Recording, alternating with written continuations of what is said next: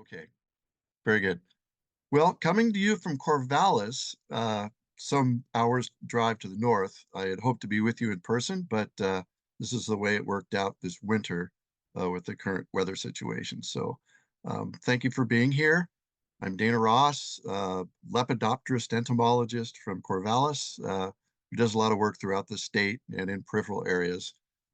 Tonight, rather than talking about butterflies and moths, we'll be talking about their larval stages, caterpillars, and how they're a really important, abundant food resource for virtually the planet and all things that eat them. Next slide, please. So when I was looking for interesting tidbits to share with you tonight, I came across this article, "The Bugs of the World Could Squish Us All." Science question from a toddler.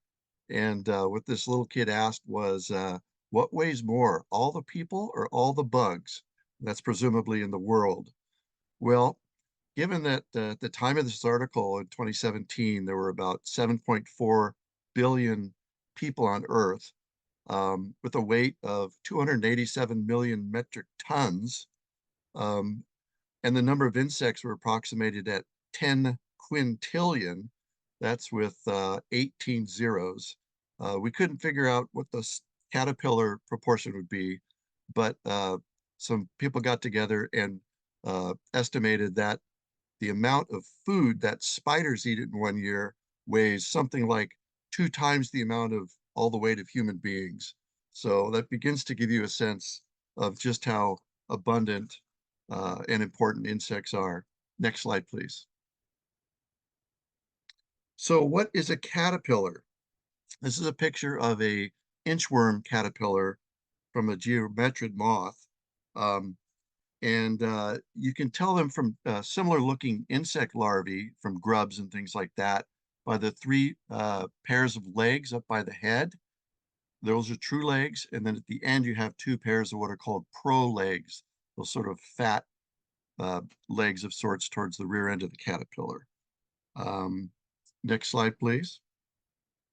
So we call the larval stage caterpillars, and these are what all moths and butterflies are before they turn into a beautiful adult.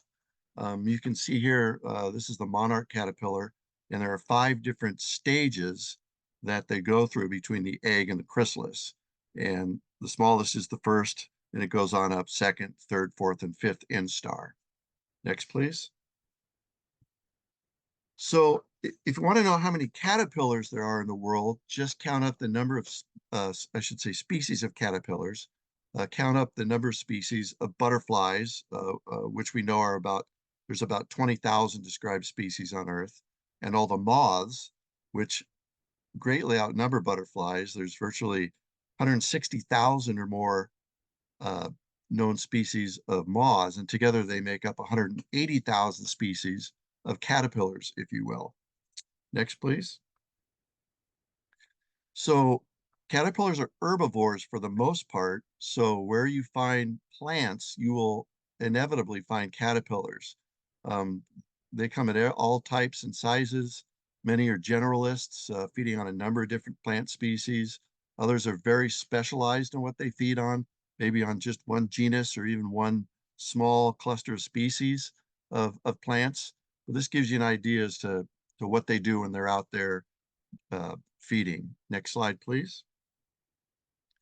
One sort of, what am I trying to say, outlier are the carnivorous caterpillars in a genus called Eupathecia. These are tiny moths over in Hawaii, and you can see the two photos on the left show these little caterpillars that actually pounce on flies that come near enough and eat them. So they're carnivorous, as well as the butterfly caterpillar on the right, just below the black ant in that photo, which is called a harvester, and it literally feeds on the aphids that these ants are tending and getting honeydew from. So they sneak on in there and disguise themselves among the branches and feed on aphids. Next slide, please. So when you think about the transfer of energy out there in the world and competition for food, we love our vegetables. In this case, we're looking at some tomatoes. Well, so do caterpillars. This is a tomato hornworm that turns into a large sphinx moth. which in turn is eaten by things like robins, birds. Next, please. So caterpillars have to have strategies for surviving out there in the wild when everything wants to eat them. On the upper left here, we have a caterpillar that is using crypsis, which is basically camouflage, to look like a little piece of twig on a branch. The one below it in green looks like a cluster of pine needles. And the one on the right, which was pretty well disguised, is attempting to be some lichen. Next slide. So further adaptations, many of which you see in the tropics, although we have them here in the United States as well, um, are the adaptation of venomous spines.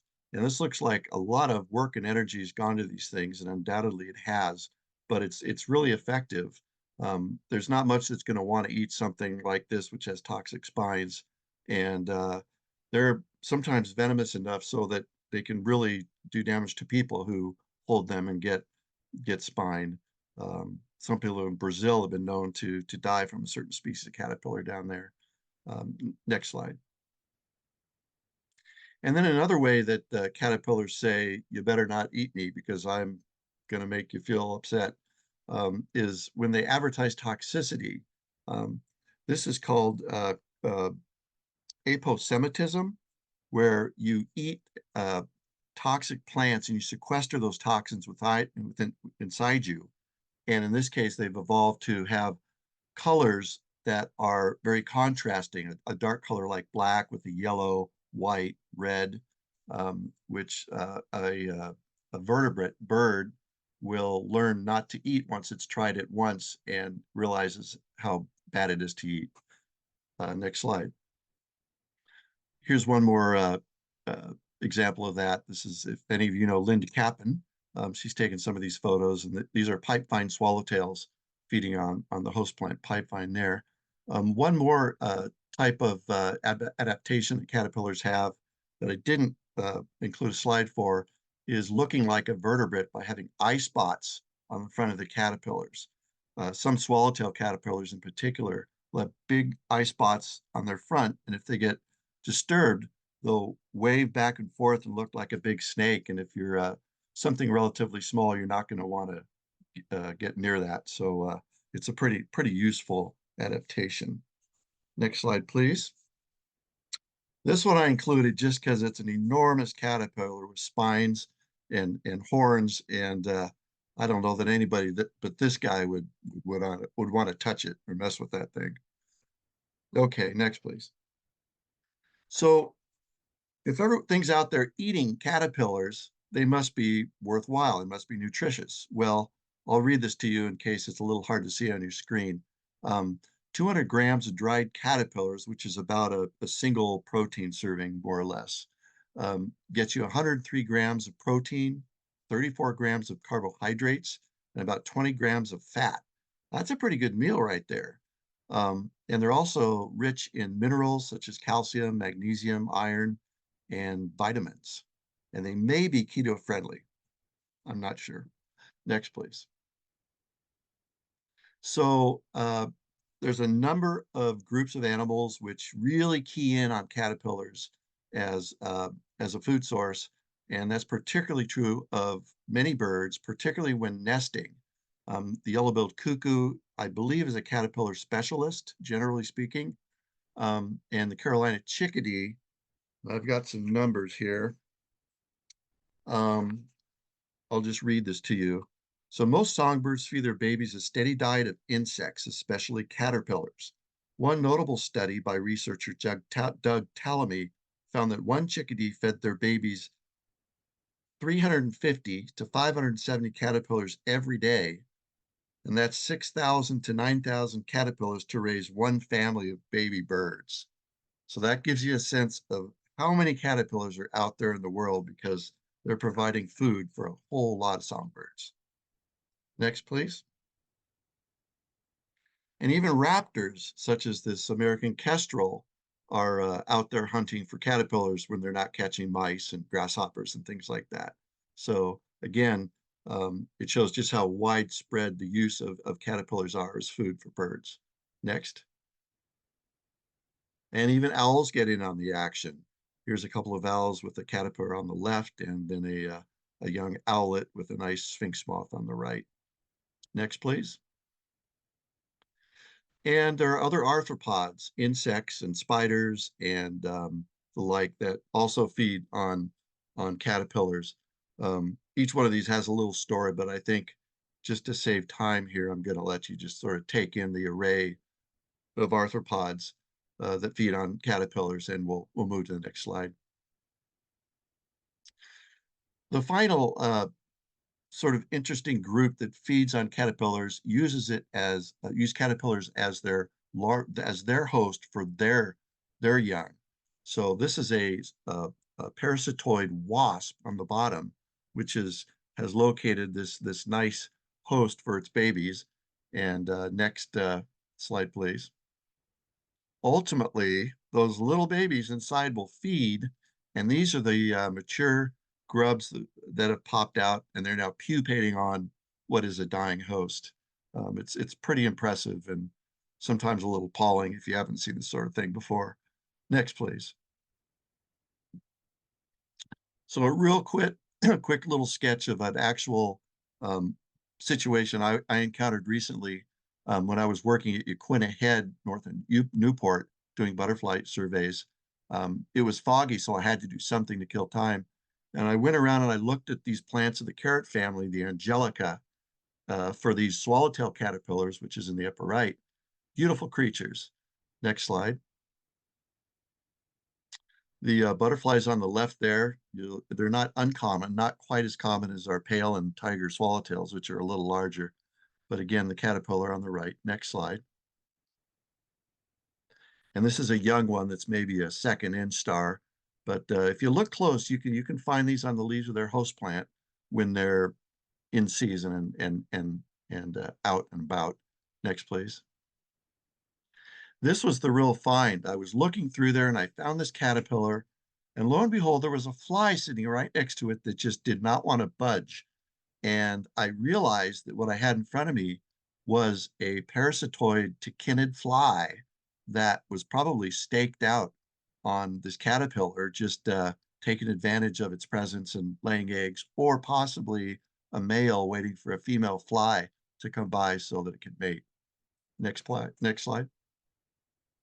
And this just shows a couple of more mature caterpillars. The little white specks are either eggs or pupae. I can't really tell, but they're probably eggs. Next slide. And this is, again, what happens afterwards, another Linda Kappa photo. This was a checker spot butterfly that she was rearing, and unfortunately, it didn't provide a checker spot. It provided a number of what are probably wasps instead. Next. And again, even in the reptile world, caterpillars are an important food source, from chameleons to little iguanoids and such. So really just about everything eats them. Next. Even mammals, even primates. And I figure if this monkey can digest a caterpillar, then why can't we? Because certainly we should be able to eat what a monkey can, more or less. Next slide. So I thought I'd show you some entrees that one might want to consider at some point. This is entomophagy, the practice of eating insects, with a bug burger on the left, some caterpillar fries on the right. And if you like croutons, why not try some dried caterpillars on your salad next time around? Next slide. So how do caterpillars compare to cows as far as nutrition goes and edibility? Well, I'll just read this one to make it easy on you. Meals made from micro livestock, as edible insects are called by those who enjoy eating them, are good for you. According to the Ohio State fact sheet, caterpillars have as much protein as beef, a fraction of the fat, 10 times the iron, and way more riboflavin and thiamine. Sorry to any ranchers in the crowd, but I'm promoting the caterpillars today. Next slide. So why not? Let's try them. Who's with me? Bug appetit.